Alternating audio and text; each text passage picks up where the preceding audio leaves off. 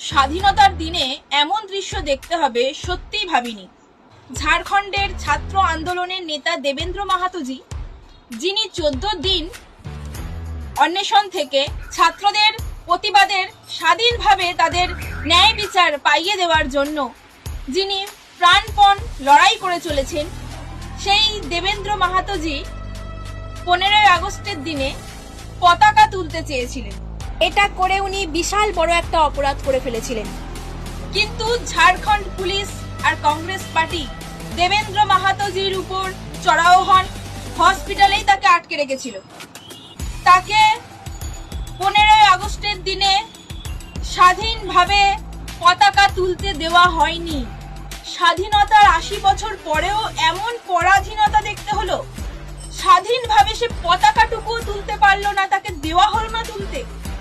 যেখানে এই 15 আগস্টে স্বাধীনতার খুশিতে সারা বিশ্ব মেতেছিল, আর সেই দিন একটা বীর বিপ্লবী ছাত্র নেতাকে পতাকা তুলতে দেওয়া হলো না। এই রকম অমানবিকতা শুধু এই কংগ্রেসকেই মনে হয় আশা করা যায়। ঝাড়খণ্ডের মুখ্যমন্ত্রীর পদত্যাগের দাবি করেছে ছাত্ররা, আর সেটাই করা উচিত।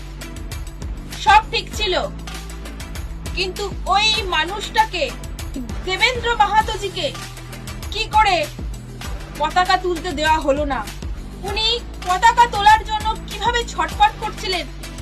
একটা দেশপ্রেমিক, একটা প্রতিবাদী বিদ্রোহী, তাকে পতাকা তুলতে না দিয়ে আটকে দিয়ে এটা অনেক অনেক বড় অপরাধ করেছে ওরা।